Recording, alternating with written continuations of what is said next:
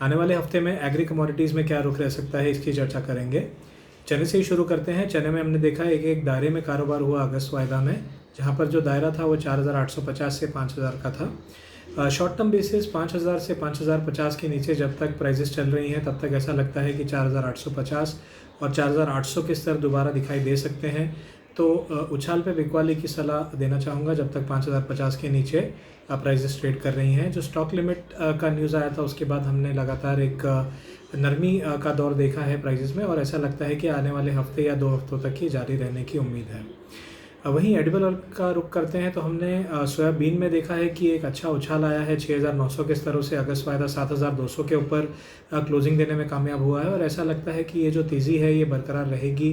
7,000 से 7,050 के करीब एक इमीडिएट सपोर्ट है। डिप आती भी है तो एक बाइंग अपॉर्चुनिटी की तरह यूज़ किया जा सकता है, और अपसाइड में 7,350 से 7,400 के स्तर सोयाबीन अगस्त वायदा में देखे जा सकते हैं। वहीं सरसों में भी हमने देखा कि 6,800 से 6,900 के बीच एक दायरे में कारोबार हुआ है, और 7,000 का स्तर फिलहाल जो दाम है वो नहीं निकाल पा रहे हैं। लेकिन मेरा मानना है कि 6,700 के ऊपर जब तक सरसों की प्राइस रहेगी तब तक डिप पे खरीदारी की जा सकती है, और अपसाइड में 7,000 से 7,020 का एक इमीडिएट टारगेट और ओवरऑल 7,200 तक का एक लॉन्ग टर्म टारगेट लेके चला जा सकता है।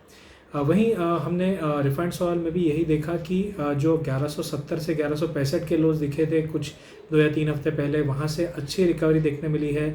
अगस्त वायदा 1310 से 1315 की जोन में रेजिस्टेंस ले रहा है, लेकिन ऐसा लगता है कि क्योंकि क्लोजिंग 1300 के काफ़ी करीब आई है 1285 के करीब, तो इवेंचुअली ये 1310 का रेजिस्टेंस निकल जाएगा और 1335 से 1340 तक की एक नई ऊंचाई बाज़ार छू सकता है शॉर्ट टर्म बेसिस। वहीं रुक करते हैं बिनौला खल का, तो हमने देखा कि दायरे में कारोबार देखने मिला 2,800 से 2,950 या 3,000 के बीच।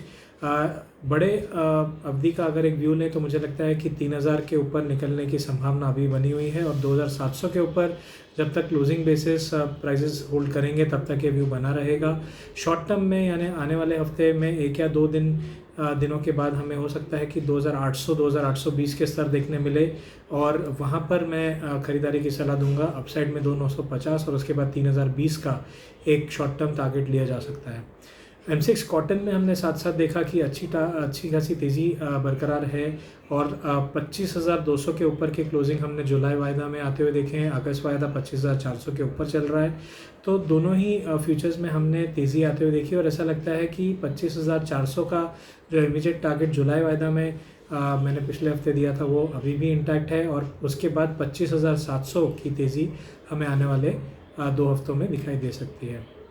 अब रुक करते हैं मसाला पैक का, तो मसाला कॉम्प्लेक्स में हमने धनिये में देखा कि जो एक रुझान है वो नीचे की तरफ बना हुआ है, और ऐसा लगता है कि 6,300 6,350 के स्तर आने वाले 2 हफ्तों में हासिल हो सकते हैं। 6,700 का जो है एक इमीडिएट इंपॉर्टेंट रेजिस्टेंस है, जब तक वो क्रॉस नहीं होगा तब तक उछाल पर बिकवाली की जा सकती है। वहीं हमने जीरे में और हल्दी में दोनों में ही दबाव देखा है। हल्दी में भी हमने 7,200 से 250 के करीब क्लोजिंग आते हुए देखी है, और 7,600 का जो एक लेवल मैं बताया था पिछले हफ्ते या उसके पहले भी कि 7,600 के नीचे जब तक सस्टेन हो रही है तब तक सेल ऑन रैलीज का रुझान रहेगा, वही देखने मिला, और 7,250 की क्लोजिंग भी देखने मिली। ऐसा लगता है कि ये जो गिरावट है और गहरा सकती है, 7,100 तक आने की संभावना है दाम की, और उसके बाद हो सकता है हम ब्रीफली 7,000 के नीचे भी सस्टेन कर जाएँ, तो इसके लिए सेल ऑन रैलीज का रुझान रहेगा आने वाले कुछ समय के लिए। ग्वार कॉम्प्लेक्स की बात करें तो ग्वार सीड और ग्वार गम दोनों ही दायरे में ट्रेड कर रहे हैं।